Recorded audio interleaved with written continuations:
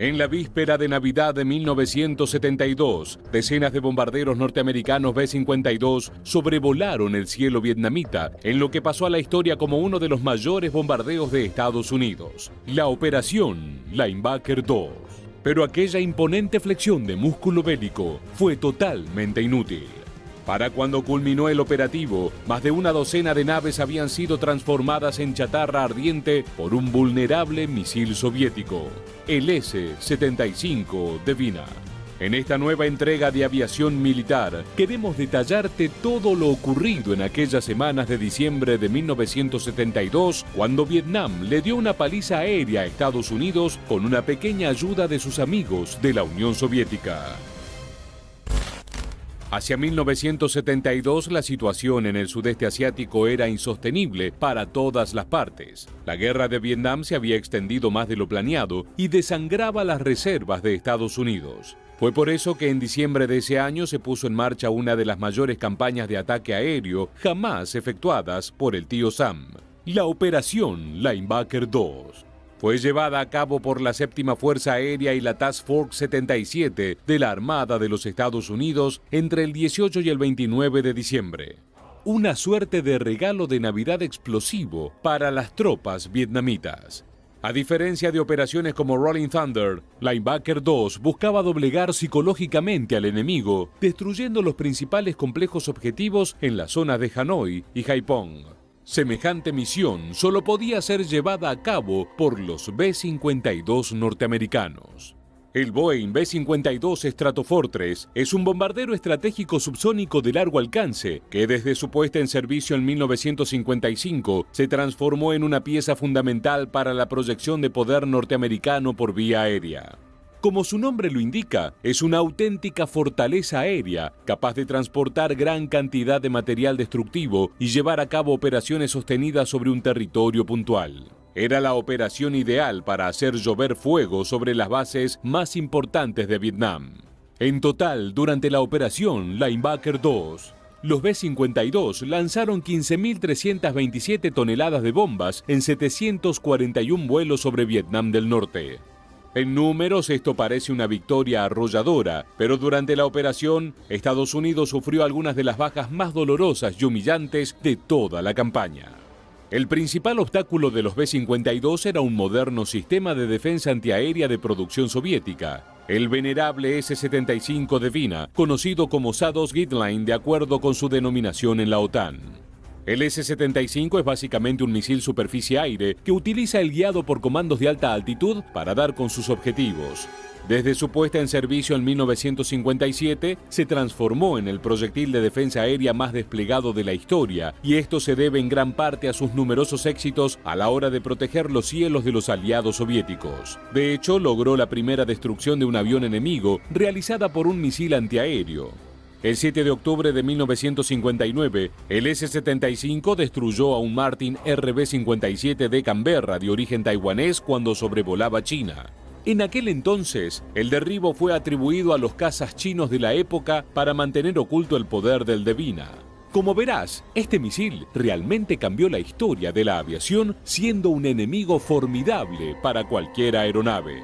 Respecto al lanzador y al misil, existen numerosas variantes que han recibido actualizaciones a lo largo de los años, pero las que se encontraban estacionadas en Vietnam tenían la capacidad de lanzar una ojiva de 195 kilogramos a más de 30.000 metros de altitud con una velocidad de Mach 3. En total, Vietnam del Norte tenía 26 sistemas S-75 protegiendo el área de Hanoi y Haiphong. Esto se complementaba con varias aeronaves de combate e intercepción y algunas estaciones de radar que vigilaban los cielos. La flota B-52 empleada en la operación Linebacker 2 estaba compuesta principalmente por modelos G y D. Todos los modelos D habían sido mejorados con las contramedidas electrónicas de última generación, pero solo la mitad de los modelos G habían sido actualizados, lo que los hacía más vulnerable a la detección y la destrucción por parte de los S-75 Devina. Para empeorar las cosas, las tácticas de la flota B-52 no habían cambiado prácticamente nada desde la Segunda Guerra Mundial. El 18 de diciembre de 1972, 87 B-52 despegaron desde la base Anderson en Guam. Otras 42 unidades hicieron lo propio desde el aeropuerto Utapao, en Tailandia. Durante la primera noche de la operación Linebacker 2, las fuerzas norvietnamitas dispararon cerca de 200 misiles S-75, de los cuales al menos 5 dieron en el blanco. Esa jornada, 3 bombarderos norteamericanos fueron derribados y al menos otros 2 fueron seriamente dañados. Era como si pudiese saltar de misil en misil. Habían disparado muchísimos. El resplandor era tal que podías leer un periódico en la cabina del piloto. Recuerda a uno de los norteamericanos que participaron del ataque. No era un inicio ideal. La pérdida de tantos B-52 hizo mella en la moral de las tropas estadounidenses y reavivó la llama en las fuerzas de Vietnam del Norte. Nguyen Van Piet, un soldado vietnamita que destruyó 4 B-52, recuerda el impacto que tuvo esa noche. Todos le temíamos a los B-52 porque parecían invencibles. Luego de esa primera noche se hizo evidente que podían ser derribados como cualquier otra aeronave. La segunda noche de la operación Linebacker fue bastante mejor para Estados Unidos. No se registraron derribos y solo 2 aeronaves regresaron con daños estructurales a sus respectivas bases. Esa jornada se lograron 93 vuelos con un promedio de efectividad bastante alto. El problema es que para la tercera noche, los vietnamitas habían logrado descifrar la estrategia de los pilotos estadounidenses y la conocían tan bien como ellos. Los bombarderos volaban en grandes columnas en rutas predeterminadas. Una vez que lanzaban su cargamento daban algunos giros, inclinaban el avión y luego hacían una vuelta en U para regresar a su base. El momento en que los B-52 abrían las compuertas para lanzar las bombas era particularmente sensible, ya que aumentaban exponencialmente su firma radar, exponiéndose a ser detectados por los AM. Durante la tercera noche de la operación, se derribaron 6 B-52, lo que provocó un estado de histeria en Washington. Nixon estaba furioso. Ese pequeño país del sudeste asiático estaba infringiendo un daño inesperado en la flota del mejor bombardero del planeta. La operación Linebacker 2 se había ideado como un golpe psicológico a Vietnam del Norte, pero gracias a las victorias vietnamitas estaba teniendo el efecto opuesto. Desde entonces, los vuelos se realizaron con variaciones en rutas y altitudes, sin repetir ni una sola vez el recorrido utilizado en ataques previos.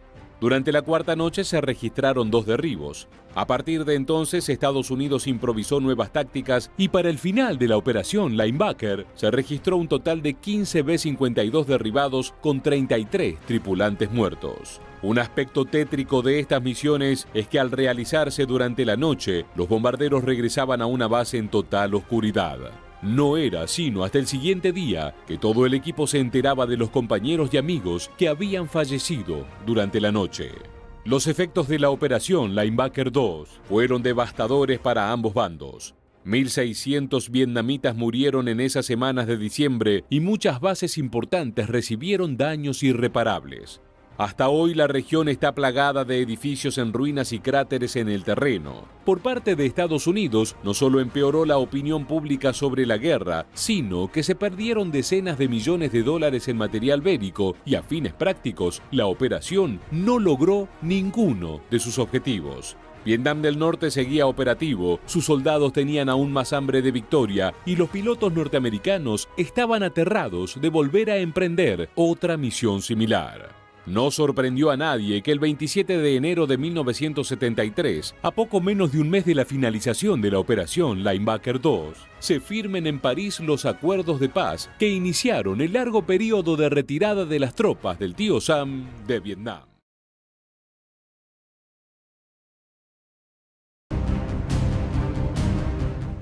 En 1961, la participación de la Fuerza Aérea Norteamericana en la Guerra de Vietnam era solo de apoyo para la República Anticomunista.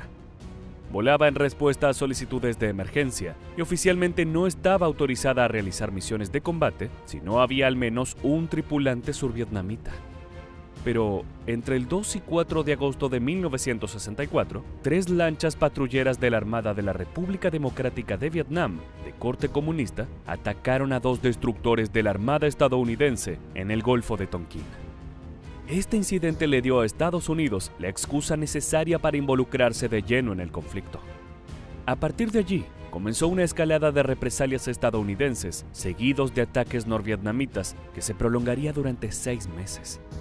El presidente Lyndon Johnson concluyó que estas misiones no eran suficientes porque, según sus palabras, había quedado claro inequívocamente que Hanoi se estaba preparando para matar. Entonces, ¿cuál fue la decisión que tomó? Durante los próximos minutos, te invitamos a conocer la campaña de bombardeos aéreos más intensa librada durante la Guerra Fría, la Operación Rolling Thunder, y por qué esta significó un estrepitoso fracaso táctico y estratégico para la Fuerza Aérea de los Estados Unidos. Acompáñanos en esta nueva entrega de Aviación Militar. Tras la Operación Flaming Dart, como represalia al ataque norvietnamita sobre Camp Holloway, la administración Johnson solicitó el 13 de febrero de 1965 un programa de acción contra Vietnam del Norte. De esta manera comenzaba la Operación Rolling Thunder. Esta tenía como objetivo principal destruir la base industrial, las líneas de transporte y las comunicaciones enemigas, para detener el flujo de hombres y el material de apoyo desde Hanoi hasta Saigón. Sin embargo, hubo una polémica decisión que quizás te resulte increíble. La Casa Blanca prohibió las operaciones aéreas estadounidenses en un radio de 15 kilómetros alrededor de Hanoi. Además, impuso restricciones a la selección de objetivos específicos en un radio mayor de 48 kilómetros.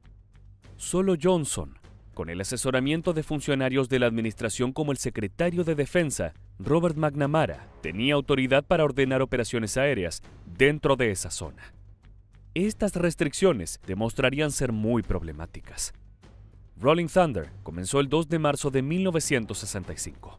Y consistía en solo una misión por semana, en la parte sur de Vietnam del Norte.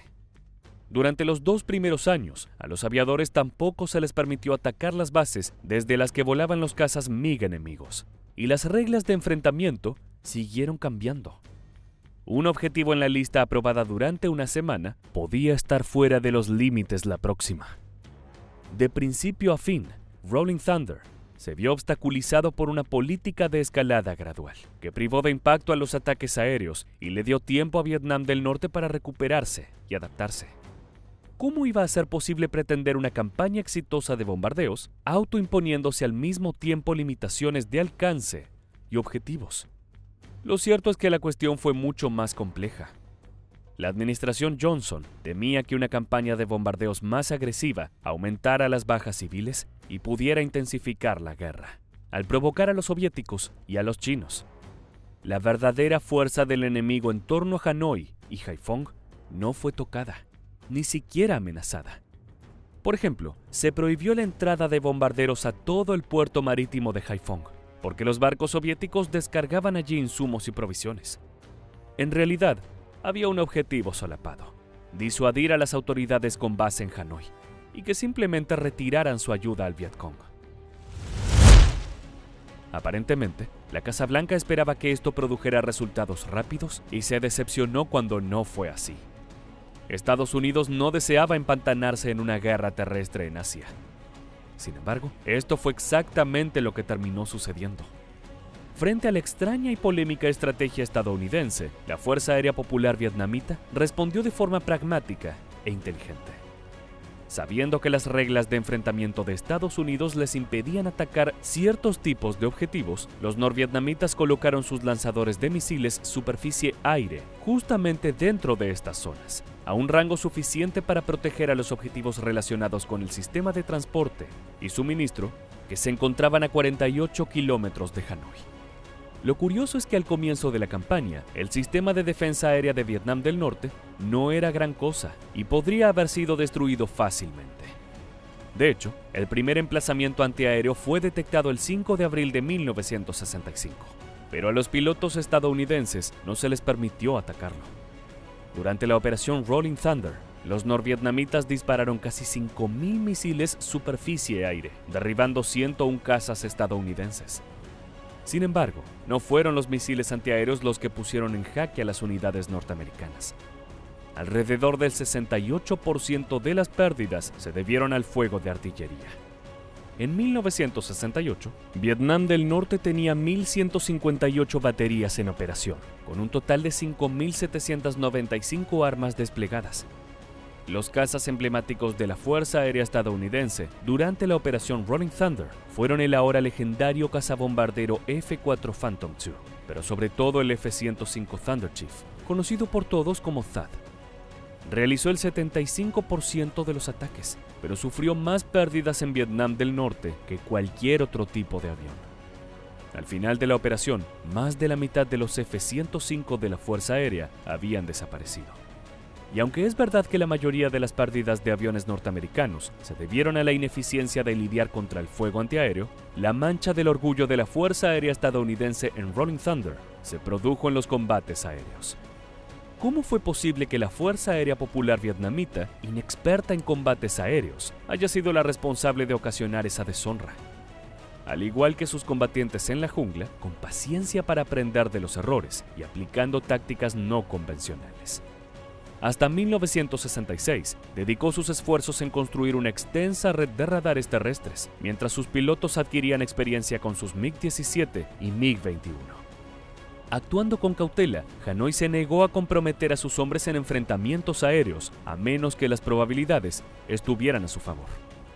Gracias a esta medida preventiva, solo 28 aviones norvietnamitas se perdieron en combate en este periodo.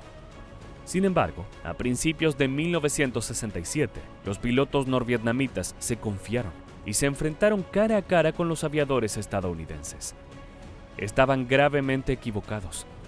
El 2 de enero de 1967, la octava ala de cazas tácticos comandadas por el coronel Robin Olds, equipada con F-4 Phantoms, preparó una emboscada.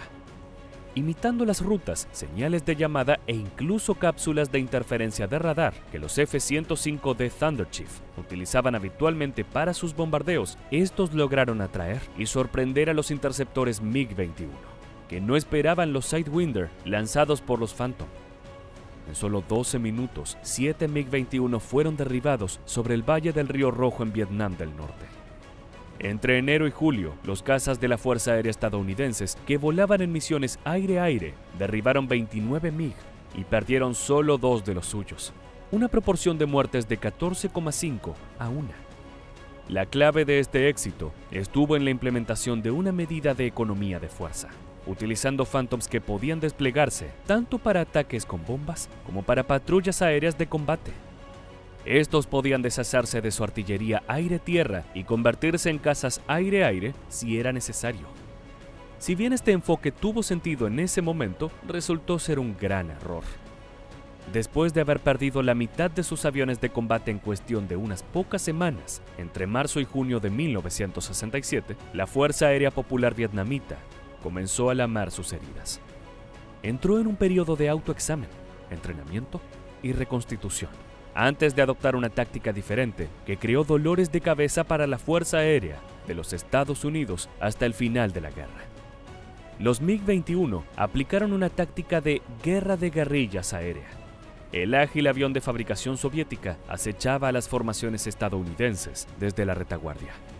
Disparaba sus misiles AA-2A Atoll y se retiraba, o bien descendían en picado atravesando la formación de los aviones estadounidenses para después dar la vuelta y arrastrar al enemigo a batallas individuales. Los pilotos del F-4 Phantom II tuvieron que adaptarse a reglas de enfrentamiento en constante variación.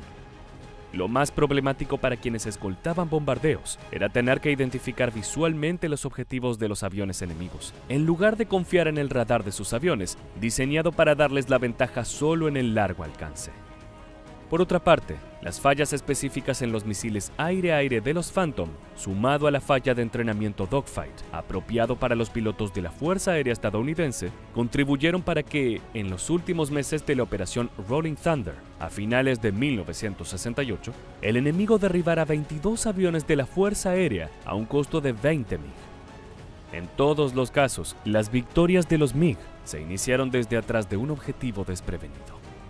Este fue un giro deprimente en los acontecimientos, ya que la tasa general de muertes de la Fuerza Aérea de los Estados Unidos cayó de 4.1 a 1 a 2.3 a 1. En enero de 1968, Vietnam del Norte lanzó su ofensiva Tet, atacando bases y ciudades en todo el sur. No fue un éxito militar, pero conmocionó al público estadounidense y el apoyo a la guerra cayó drásticamente. La Fuerza Aérea estadounidense, al no poder resolver el problema de los ataques sorpresa, consideró que el éxito de futuras operaciones estaría en riesgo.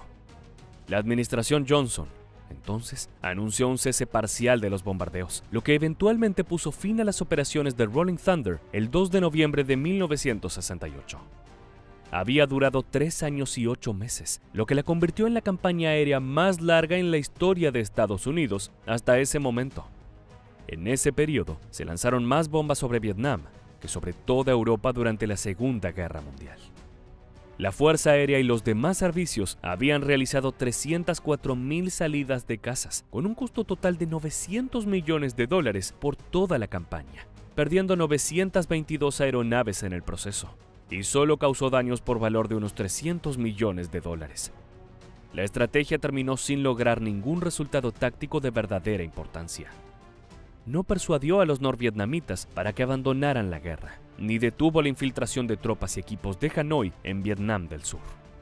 La operación Rolling Thunder demostró que, debido a su carácter intermitente, a las precauciones políticas frente a los soviéticos y a la incapacidad de los militares estadounidenses para adaptarse a sus oponentes no convencionales, no había sido creada para tener éxito.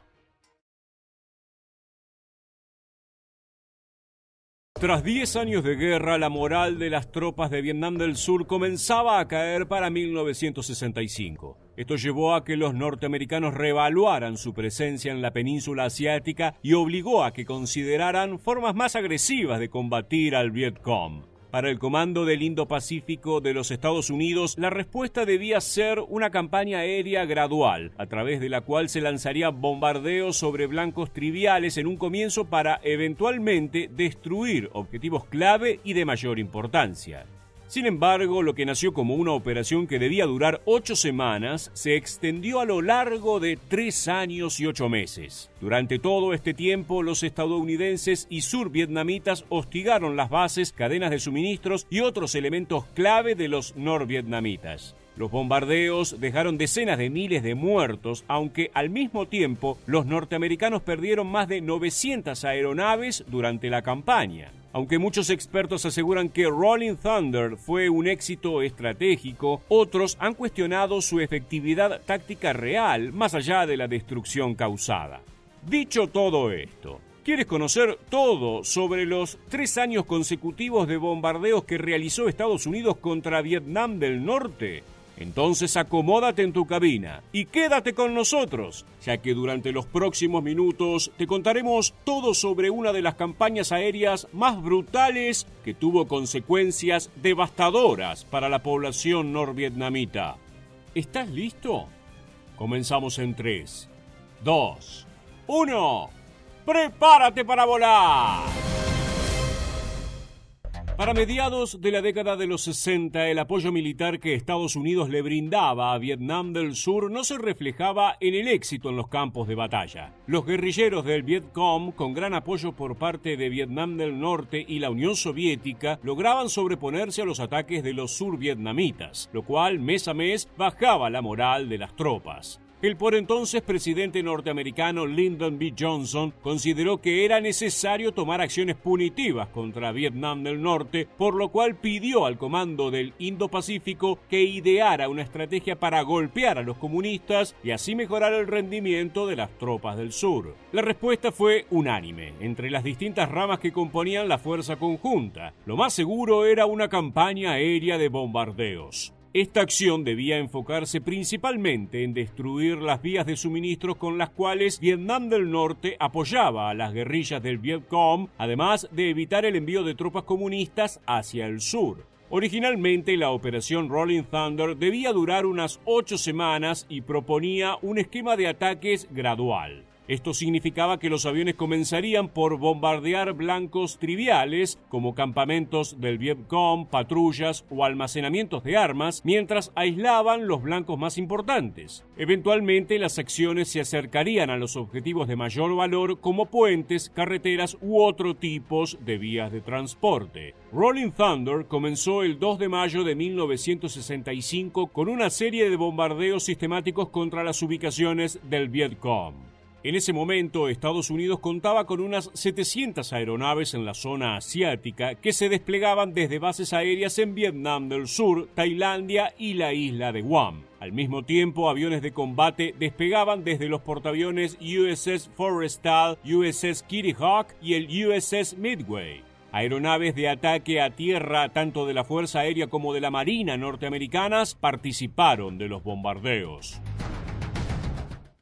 Esto llevó a que el 75% de los ataques quedaran en manos de los F-5 Thunder Chief de la USAF, mientras que el resto de las operaciones fueron conducidas por los F-4S Phantom II de la Armada norteamericana.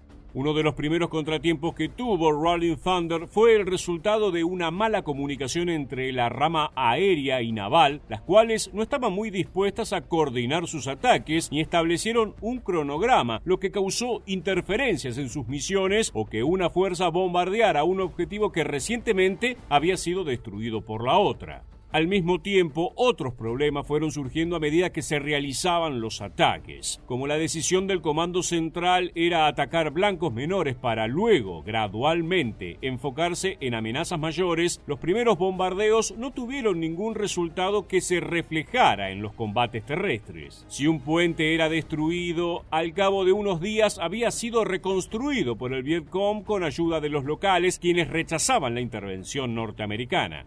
Las actividades civiles contra los bombardeos también fueron aumentando a medida que transcurrían las semanas. Si bien la población podía utilizar las alcantarillas de los pueblos y las ciudades como búnkeres, los ataques sorpresa dejaron decenas de miles de muertos que no pertenecían al Vietcong. En muchos otros casos, los informes de inteligencia señalaban actividad guerrillera o infiltración por parte de Vietnam del Norte en una zona para, luego de ser asolada con bombas, descubrir que se trataba de un área vacía o, aún peor, una aldea poblada por nativos.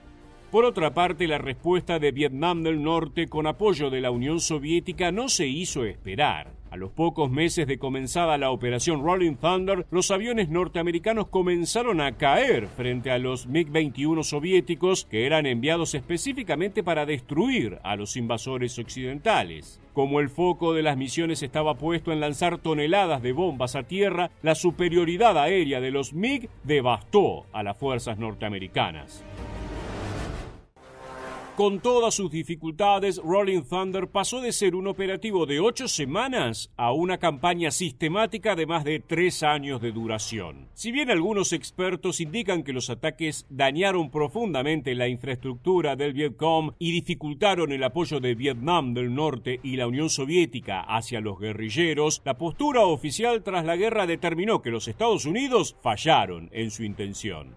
Vietnam del Norte declaró la muerte de 20.000 soldados, además de entre 50.000 y 180.000 civiles. Por su parte, las tropas de China, que apoyaban a los norvietnamitas, sufrieron 20.000 bajas. En cambio, Estados Unidos perdió 1.054 efectivos, además de 922 aeronaves durante los 3 años que duró la campaña.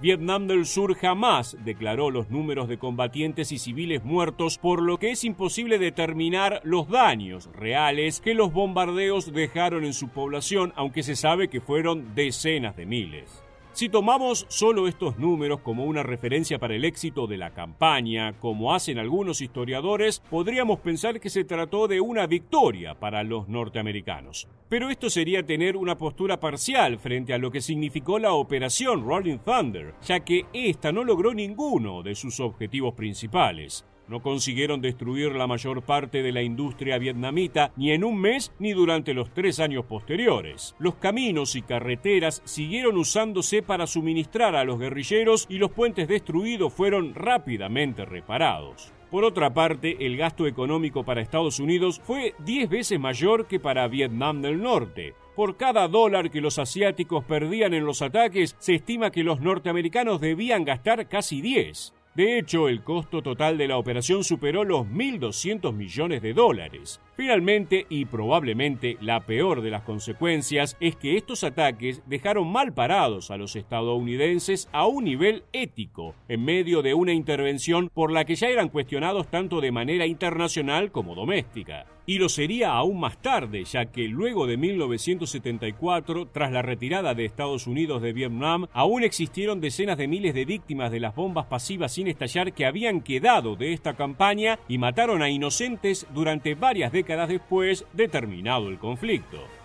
Luego de conocer todos los detalles sobre la impactante operación Rolling Thunder, queremos conocer tu opinión. ¿Crees que Estados Unidos podría haber conducido la campaña aérea de bombardeos de una manera más eficaz? Déjanos tu respuesta en la bandeja de comentarios aquí debajo. Y no olvides suscribirte a nuestro canal. También recuerda seguirnos en Facebook e Instagram para seguir conociendo todas las novedades de la aviación militar. Muchas gracias por acompañarnos hasta el final y permanece atento a nuestro próximo video.